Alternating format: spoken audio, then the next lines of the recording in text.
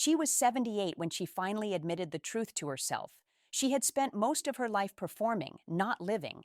For 60 years, she had tried to be what everyone else needed, believing that being the perfect woman was the safest way to be loved. From a young age, she learned that approval came from sacrifice. Be polite, be quiet, be helpful, don't ask for too much, don't make things uncomfortable.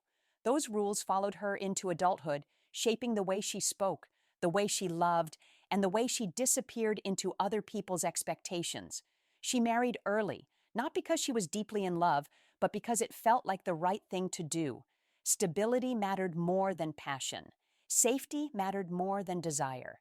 She told herself those things would grow with time. In the beginning, she tried to express what she wanted. Small things, more conversation, more closeness, more honesty. But every time she did, she was met with confusion or resistance, and eventually she learned it was easier to stay quiet. She became skilled at smoothing things over. If there was tension, she softened it. If someone was unhappy, she adjusted herself. If something hurt her, she swallowed it. Peace, she believed, was more important than truth. Over the years, she became someone people relied on, the dependable one, the understanding one, the woman who never complained. Inside, however, she was slowly becoming someone she barely recognized. She learned how to smile while feeling empty, how to agree while wanting something else, how to show up while quietly resenting how invisible she felt. No one noticed, because she made sure no one had to. Her life became organized around everyone else's needs: children, husband, family, friends. She was always there, always available, always ready to support. There was never much space left for her. Whenever she felt a longing for something more joy, more freedom, more connection, she told herself it was selfish. Good women, she believed, didn't need much. They gave. Decades passed like this, years filled with routine and responsibility. From the outside, it looked like a successful life, a stable marriage, a loving family, a woman who had done everything right.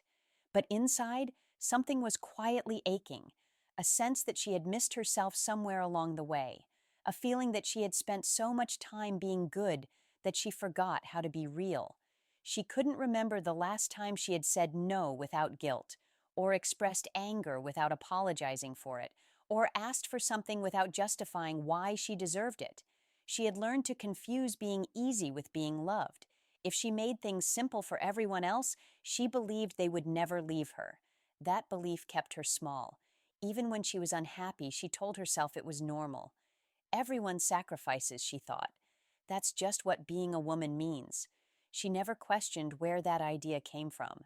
She watched other women speak boldly, live freely, take up space, and she admired them quietly, while telling herself it was too late to become someone like that.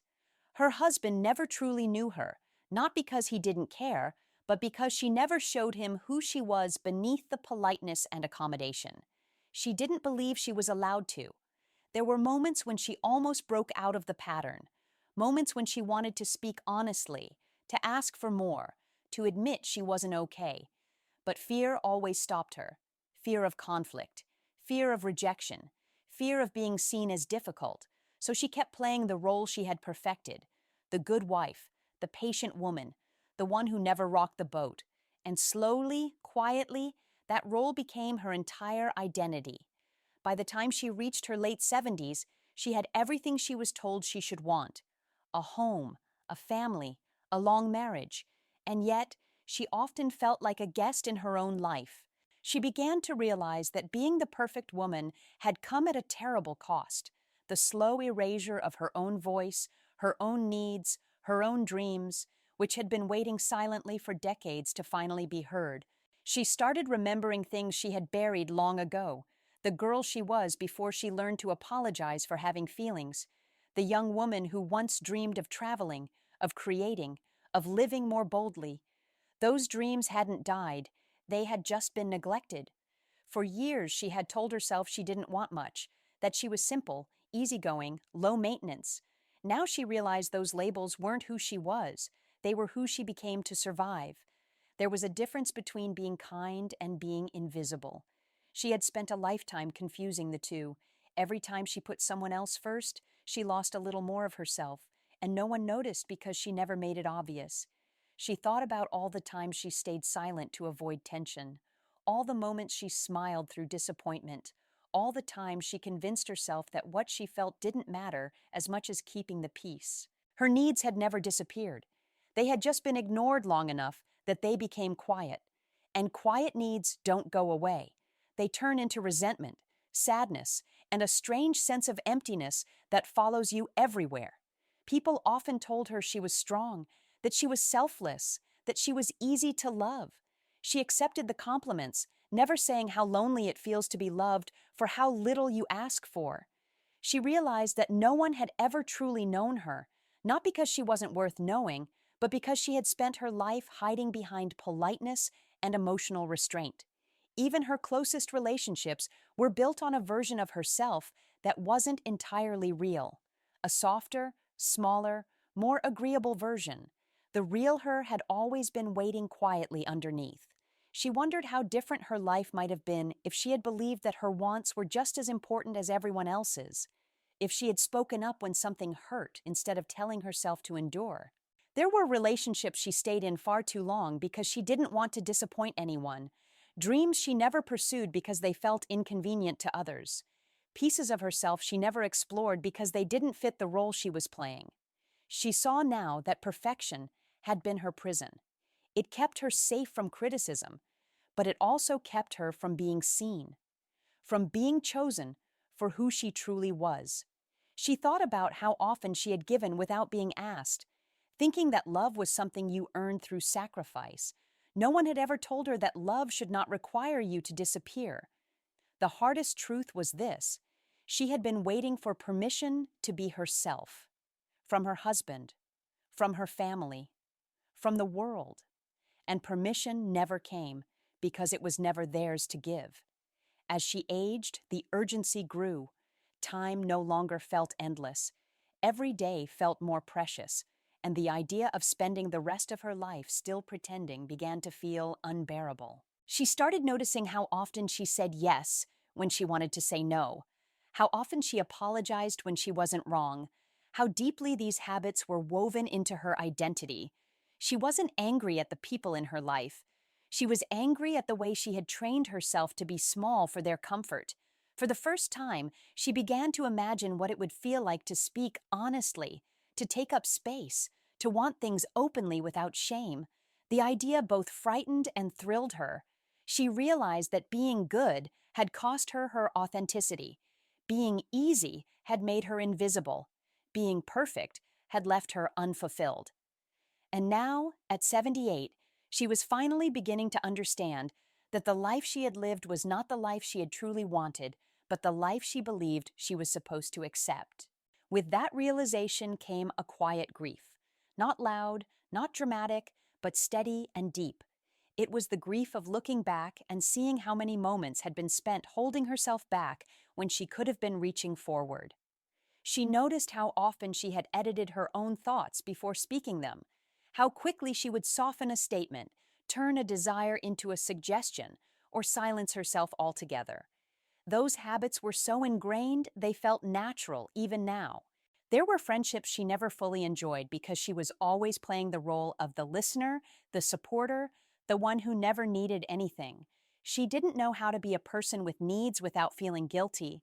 She realized how much energy it had taken to be agreeable all the time, to stay calm, to keep everyone comfortable.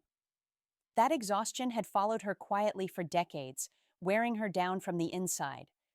Looking back, she could see moments when she had almost broken free, times she had wanted to say, "This isn't enough for me," or "I need more." But fear always stepped in first. Fear of being seen as difficult, fear of being unloved, fear of being alone. Those fears had shaped her choices more than any dream ever had. She thought about her marriage, about how much she had given and how little she had asked for in return, not because she didn't want more, but because she believed wanting more was wrong. The role of the perfect woman had rewarded her with stability, but it had taken her voice. People appreciated her, but they never truly knew her. She wondered how different things might have been if she had spoken up earlier, if she had allowed herself to be imperfect, complicated, emotional. Maybe some relationships would have changed, maybe some would have ended, but at least she would have been real.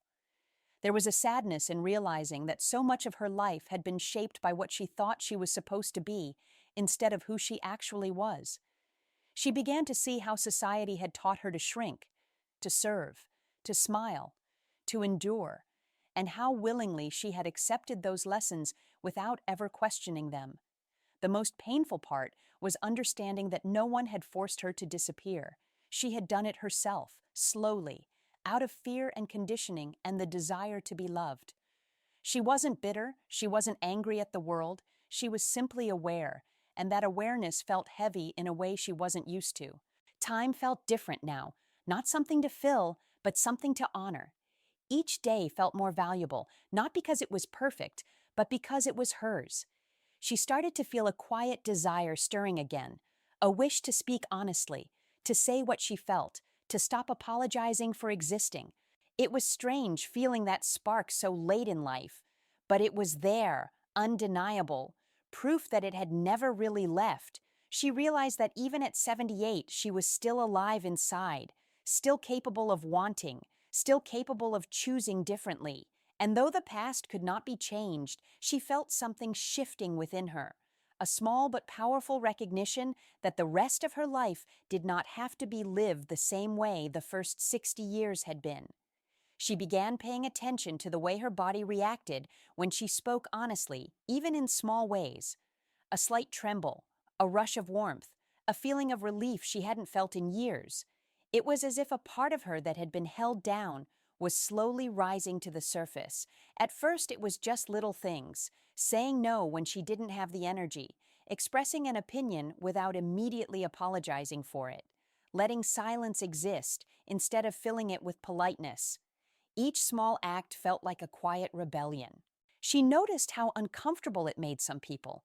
They were used to her being agreeable, predictable, easy. Seeing her take up even a little more space unsettled them. That discomfort used to stop her. Now it only made her more aware of how much she had been shrinking. There was a strange mix of fear and freedom in finally letting herself be seen. Fear because she didn't know how people would respond. Freedom because she was no longer hiding. She thought about all the years she had spent waiting for permission to be herself. She had believed that one day someone would tell her it was okay to want more, to be more. That day never came, because it was never going to come from anyone else. Her memories began to feel different now, not just painful, but instructive. Each moment she had given up became a quiet reminder of what she deserved. She realized that being the perfect woman had meant being endlessly accommodating, but accommodation without reciprocity slowly erodes self-worth. The people in her life had grown accustomed to her generosity. They had never learned how to meet her in the middle because she had always met them first. She didn't blame them. Patterns are built by everyone who participates in them. But she could see now how deeply she had participated in her own invisibility. There were days she felt sadness for all she had lost. But there were also days she felt something new, curiosity. What would it feel like to live without constantly filtering herself? She began to notice how often she used to put other people's comfort ahead of her own. That habit was so automatic, she had never questioned it before. Now, she questioned everything. Not angrily, but thoughtfully. Why did she feel guilty for resting? Why did she hesitate to speak? Why did she believe love required sacrifice of the self? These questions didn't have easy answers, but they opened something inside her that had been closed for too long. She realized that authenticity is not loud, it's quiet, steady, and honest, and it had been waiting patiently for her all this time. There was a tenderness in discovering herself again at this age, a softness, a recognition that even though she had lost many years, she still had this moment. She felt less like a role and more like a person, less like something to be useful, and more like someone allowed to simply be. It didn't erase the past, but it changed how she carried it. Regret became understanding, loss became awareness, and as she sat with these thoughts, she knew that whatever time remained to her would no longer be spent pretending to be perfect, but learning how to be whole. People reacted in different ways. Some were surprised, some were uncomfortable. A few even resisted the change, but she noticed something important. The people who truly cared didn't leave. They adjusted, they listened, they made space for her in a way she had never made space for herself before. For the first time in her life, she stopped measuring her worth by how useful she was. She began to notice how she felt instead of how everyone else felt. That shift, small as it seemed, felt revolutionary. She looked back on her 60 years of being perfect, not with hatred, but with compassion. That version of her had been trying to survive in the only way she knew how. But survival was not the same as living, and she was finally ready to live. There was grief for the years she couldn't get back, for the dreams she never explored, for the words she never said, but there was also relief in knowing she no longer had to keep paying that price. She understood now that being loved for who you pretend to be is far lonelier than being seen for who you are. Real connection requires risk, and she had spent too long avoiding it. Even at 78, she felt something new unfolding. Not youth, not hope in the naive sense, but clarity. A steady knowing of who she was and what she deserved. She no longer apologized for taking up space. She no longer softened her truth to make it easier for others. She didn't need to be perfect anymore. She just needed to be real. And in that quiet, honest acceptance of herself, she felt something she had spent a lifetime chasing without realizing it. Peace. Not the peace of keeping everyone else comfortable, but the peace of finally being at home in her own life.